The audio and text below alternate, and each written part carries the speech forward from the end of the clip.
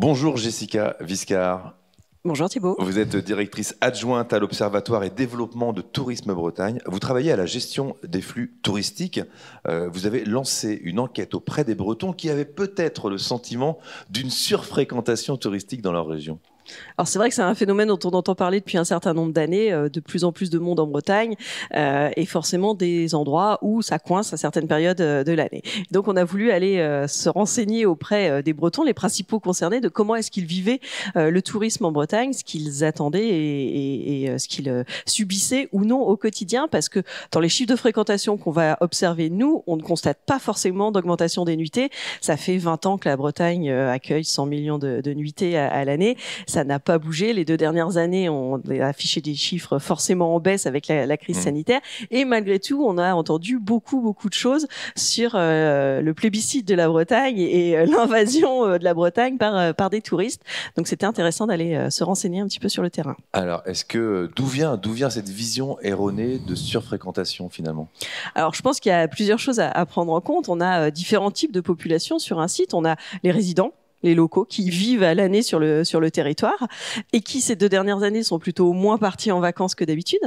On va avoir les excursionnistes, tous ces Bretons qui vont aller se promener, visiter les totems, comme on dit, ou les pépites, mais qui vont rayonner sur le territoire, aussi sur des périodes où il fait beau et où ils ont du temps libre, donc pendant les vacances. Et puis, la 3e couche, ça va être les touristes qui viennent compléter ces profils de fréquentation. Et c'est l'agrégat de ces visiteurs qui fait cette sensation de monde sur le territoire.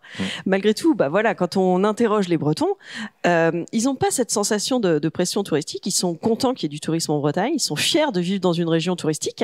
Ils sont complètement lucides. Ils perçoivent très bien ce que le tourisme peut leur amener en termes d'économie, bien sûr, parce que c'est une économie pour la région, en termes d'infrastructures, de programmation culturelle, d'ouverture sur le monde. Tout ça, ils en sont très lucide.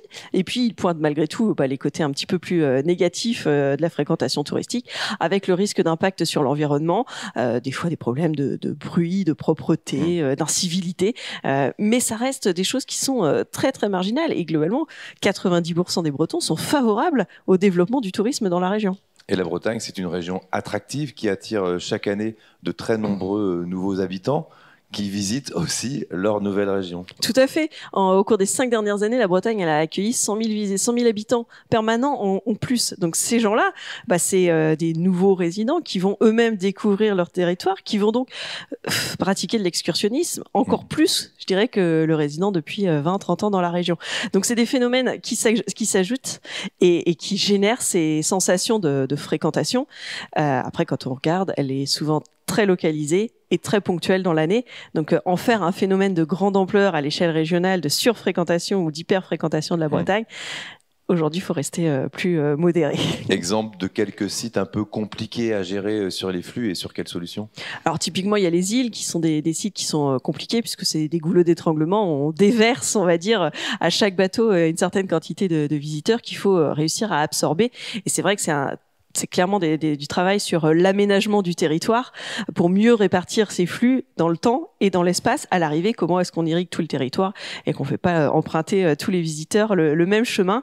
Mais comme le disait Paul Arsenault l'année dernière, il n'y a pas de surtourisme, il y a juste du tourisme ou des flux mal gérés. Alors au travail. Au travail. Merci Jessica Viscard.